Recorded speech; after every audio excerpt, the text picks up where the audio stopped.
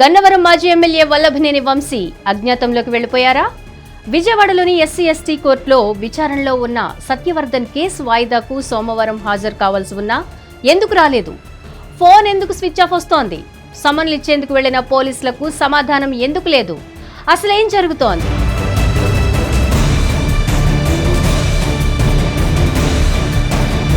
ప్రస్తుతం వల్లభనేని వంశీ అజ్ఞాతంలోకి వెళ్లిపోయినట్లు వార్తలొస్తున్నాయి. పలు కేసుల్లో బెయిల్పై బయటకు వచ్చిన వల్లభనేని వంశీ గత కొన్ని రోజులుగా కనిపించడం లేదని, ఫోన్ కూడా స్విచ్ ఆఫ్ వస్తుందనే విషయం ఇప్పుడు ప్రధానంగా గన్నవరం నియోజకవర్గంలో హాట్ టాపిక్ గా మారింది.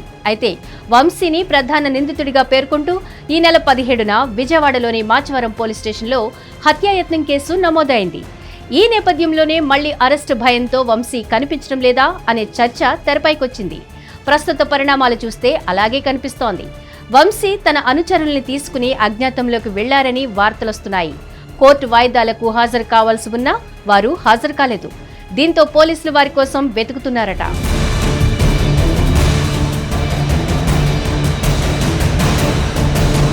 మాచవరం పోలీసులు తనను అరెస్టు చేస్తారన్న అనుమానం, ఆందోళనతోనే ఆయన అండర్ గ్రౌండ్ లోకి వెళ్లి ఉంటారని అంటున్నారు.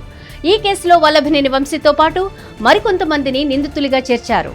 2024 జూన్ 7న సునీల్ పై దాడి చేయమని వల్లభనేని వంశీ తన అనుచరులను రెచ్చగొట్టారని, దీంతో వారు కర్రలు, మారణాయుధాలతో అతన్ని తీవ్రంగా గాయపరిచారని అంటున్నారు. ఈ నేపథ్యంలోనే మాచవరం స్టేషన్లో కేసు నమోదైంది.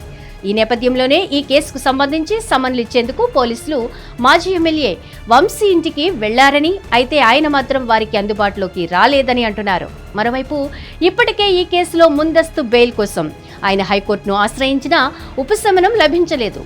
ఈ నేపథ్యంలోనే ఫోన్ స్విచ్ ఆఫ్ చేసి వంశీ అండర్ గ్రౌండ్కి వెళ్లిపోయి ఉంటారని ప్రచారం జరుగుతోంది.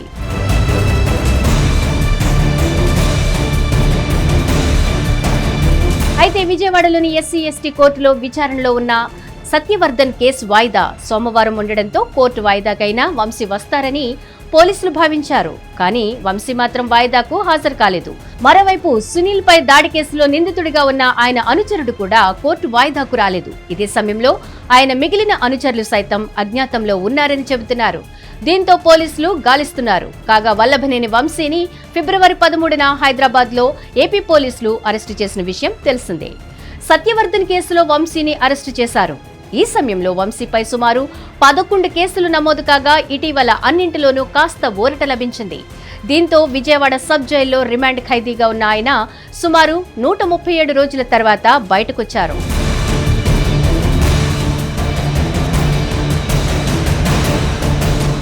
హిట్ టీవీ యాప్, ఇందులో short news, live news, entertainment shows, movies, digital magazines తో పాటు మీ జిల్లా వార్తలను కూడా ఫ్రీగా చూడొచ్చు.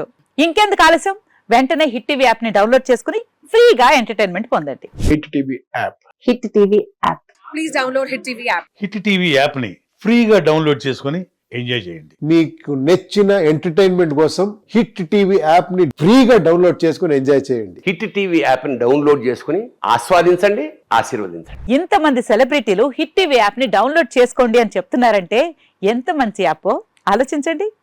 అమెరికా అమెరికా అమెరికా అమెరికాలో చదవాలనుకునే వాళ్ళకి విశ్వసనీయమైన పేరు మన శౌర్య కన్సల్టెన్సీ. UK లో 1 year masters, UK లో 1 year masters, 2 years work permit up to 5 years visa. Contact Shaurya Consultancy. Contact 89851 89851.